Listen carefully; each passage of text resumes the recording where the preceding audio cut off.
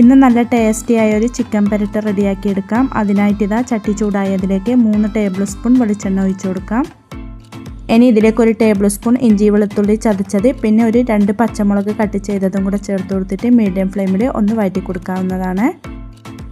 പിന്നെ ഇതിലേക്ക് 3 മീഡിയം സൈസിലുള്ള സവോള ഇതുപോലെ ചെറുതായി കട്ട് ചെയ്തതും 1.5 ടീസ്പൂൺ ഉപ്പും കൂടെ ചേർത്ത് കൊടുത്തിട്ട് നല്ല പോലെ ഒന്ന് വഴറ്റി കൊടുക്കണം.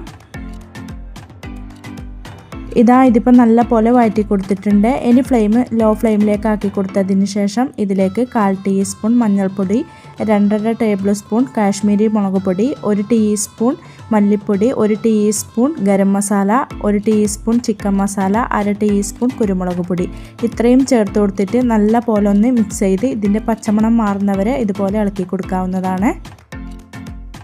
പിന്നെ ഇതിലേക്ക് 1/2 കിലോ ചിക്കൻ നല്ല പോലെ ക്ലീൻ ചെയ്തെടുത്തതും കൂടെ ചേർത്ത് കൊടുക്കാം. ഇനി ഇത് നല്ല പോലെ ഒന്ന് മിക്സ് ചെയ്ത് കൊടുക്കാവുന്നതാണ്.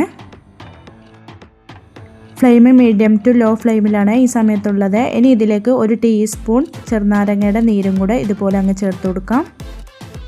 ഇനി ഇതൊരു 3-4 മിനിറ്റ് ഇതുപോലെ ഒന്ന് മിക്സ് ചെയ്ത് കൊടുക്കാവുന്നതാണ്. ഫ്ലെയിം മീഡിയം ടു ലോ ഫ്ലെയിമിൽ തന്നെ വെച്ച് കൊടുക്കണേ, അല്ലെങ്കിൽ കരിഞ്ഞു പോകും. പിന്നെ ഇതിലേക്ക് കുറച്ച് കറിവേപ്പിലയും 1/4 കപ്പ് വെള്ളവും കൂടെ ഒഴിച്ചു കൊടുക്കാം.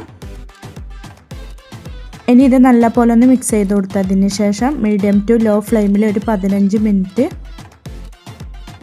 അടച്ചു വെച്ച് കൊടുത്തിട്ട് വേവിച്ചെടുക്കാവുന്നതാണ്. 2 മിനിറ്റ് കഴിയും തോറും ഇതൊന്ന് ഇളക്കി കൊടുക്കണേ. വെള്ളം കുറച്ച് മാത്രമേ ചേർത്ത് കൊടുത്തിട്ടുള്ളൂ, അതുകൊണ്ട് പെട്ടെന്ന് കരിഞ്ഞു പോകും. അങ്ങനെ ചിക്കനെല്ലാം നല്ല പോലെ വെന്ത് കിട്ടിയിട്ടുണ്ട്. ഇനി ഇത് നല്ല പോലെ ഒന്ന് ഇളക്കി കൊടുത്തതിന് ശേഷം ഇതിലേക്ക് 2 ടേബിൾ സ്പൂൺ ടൊമാറ്റോ കെച്ചപ്പും കൂടെ ചേർത്ത് കൊടുക്കുന്നുണ്ട്.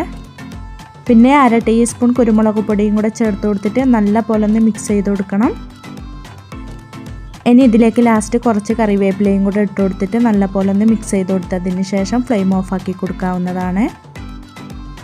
അങ്ങനെ നല്ല ടേസ്റ്റി ആയിട്ടുള്ളൊരു ചിക്കൻ പെരട്ട് ഇവിടെ റെഡി ആയിട്ടുണ്ട്. എല്ലാവരും ഇതുപോലെ ഒന്ന് ട്രൈ ചെയ്ത് നോക്കാനും ലൈക്ക് ചെയ്യാനും കമൻറ്റ് ചെയ്യാനും സബ്സ്ക്രൈബ് ചെയ്യാനും മറക്കല്ലേ. Thank you for watching.